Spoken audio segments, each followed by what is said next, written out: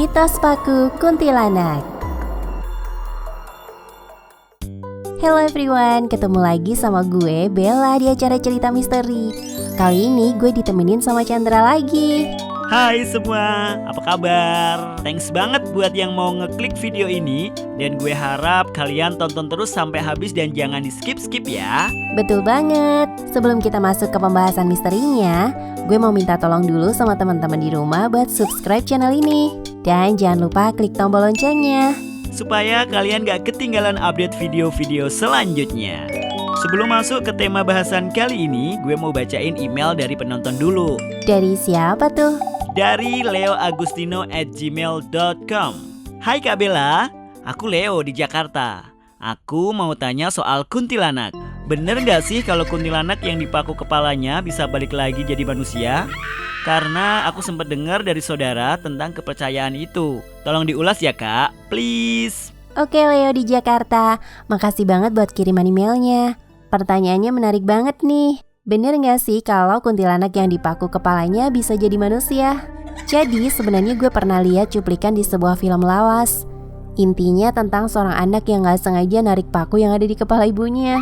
Film itu entah judulnya apa ya. Yang jelas film jadul banget. Tapi belakangan ini jadi viral lagi karena cuplikan videonya menyebar di media sosial.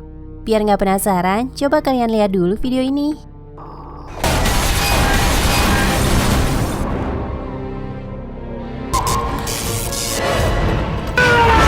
Mitos itu ternyata udah ada sejak lama banget guys. Bahkan sampai diangkat jadi film. Kebalik gak tuh? Kira-kira kepercayaan orang itu pengaruh karena film atau sebaliknya? Pertanyaan susah nih. Sesusah pertanyaan, lebih dulu mana, telur apa ayam? Balik lagi ke Leo ya. Bener gak sih kuntilanak bisa berubah jadi manusia kalau dipaku kepalanya? Jadi gini ya guys, manusia sama makhluk gaib itu berbeda. Ya memang bangsa jin kadang bisa menjelma jadi penampakan yang bisa dilihat manusia. Tapi penampakan itu gak akan bertahan lama, apalagi sampai bertahun-tahun. Terlepas dari itu Chan, ada loh orang yang ngaku nikah sama kuntilanak. Jadi kejadian ini terjadi pada tahun 2019 lalu guys. Seorang pria bernama Simon Talan bercerita kalau dia sudah menikah sama kuntilanak. Kejadian ini terjadi di Soe, Nusa Tenggara Timur. Seorang pria bernama Simon Talan mengaku kalau dia bertemu kuntilanak. Entah gimana cerita awalnya, yang jelas Simon Talan dan kuntilanak ini saling jatuh cinta. Dan akhirnya mutusin buat nikah. Kalau biasanya LDR itu beda kota, beda negara. Kalau ini beda alam guys. Tapi namanya udah cinta ya, makanya dilanjutin aja hubungan cinta beda alam itu. Dari pernikahan dengan kuntilanak itu, Simon ngakunya punya 2 anak, 1 cowok dan 1 cewek. Tapi yang namanya ikatan sama makhluk gaib tentu gak setulus kelihatannya. Nyatanya si kuntilanak ternyata menagih tumbal anggota keluarga Simon Talan buat dijadikan korban. Simon ini ngerasa gak sanggup kalau harus ngorbanin anggota keluarganya guys. Gak tega. Akhirnya dia mutusin untuk mengorbankan dirinya sendiri untuk dijadikan tumbal. Entah stres karena memikirkan soal tumbal atau apa ya. Yang jelas Simon ini jadi mabuk-mabukan. Bahkan sampai kejang dan masuk rumah sakit. Setelah keluar dari rumah sakit, Simon ini pulang ke rumah anak pertamanya yang bernama Oma Talan. Simon ini akhirnya cerita juga sama anak pertamanya. Bilang kalau selama ini dia menikah sama kuntilanak dan punya 2 anak. Simon juga cerita soal tumbal yang diminta sama kuntilanak. Juga keputusan Simon untuk menolak mengorbankan kerabatnya. Oma udah ngerasa ada yang aneh nih sama bapaknya kan. Apalagi setelah nyeritain pernikahan sama kuntilanak. Simon maksa buat pulang ke rumahnya sendiri. Bahkan sampai ngamuk dan ngerobek-ngerobek sarung bantal. Khawatir sama keadaan bapaknya, Oma akhirnya memanggil seorang pendoa buat doain bapaknya.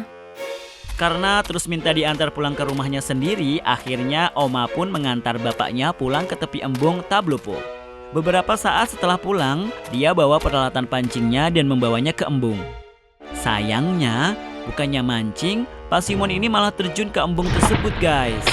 Oma yang nyadar kalau bapaknya nggak kunjung pulang, akhirnya cari-cari bapaknya di sekitar embung. Oma yakin kalau bapaknya nggak mungkin tenggelam karena setahu dia bapaknya jago renang. Oma dan keluarganya yang lain sempat nyari-nyari keberadaan Pak Simon di sekitar kampung dan juga embung. Tapi Simon gak kunjung ketemu. Oma dan warga sekitar akhirnya sadar kalau Pak Simon memang beneran meninggal karena tenggelam di embung. Masih jadi misteri kenapa Pak Simon ini tiba-tiba meninggal di embung ya Bel? Padahal menurut anaknya Pak Simon jago renang.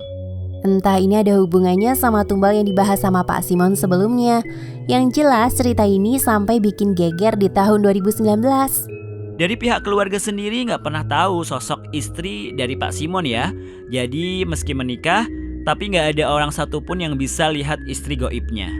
Iya, beda sama yang di film-film, yang kuntilanak dipaku dan akhirnya jadi manusia yang bahkan bisa dilihat banyak orang, hidup bagaikan manusia biasa.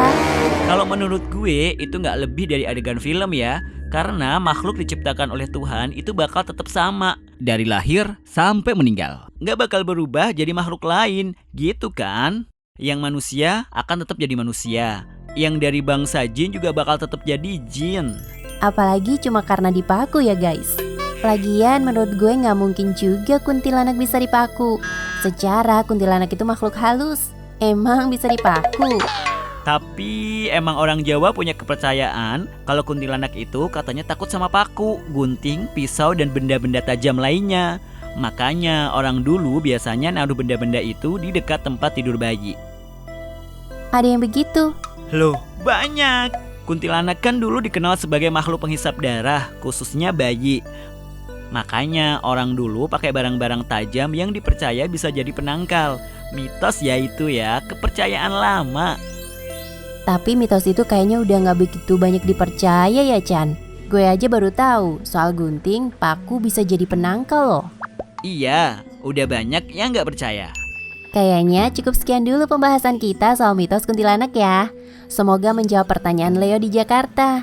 Meski gue sama Chandra sebenarnya bukan pakar hal-hal gaib ya. Kita di sini cuma sharing. Kalau ada yang salah, kalian juga bisa ngingetin dengan cara komen di bawah ya. Buat kalian yang punya kisah misteri juga bisa share ke kita. Kalian bisa kirim email ke divantheseries2015@gmail.com. Kalau cerita kalian seru, kita bakal bahas di segmen berikutnya. Sampai sini dulu perjumpaan kita hari ini. Thanks banget yang udah nonton sampai akhir. Jangan lupa like dan share videonya ya. Sampai ketemu lagi minggu depan. Bye. Bye.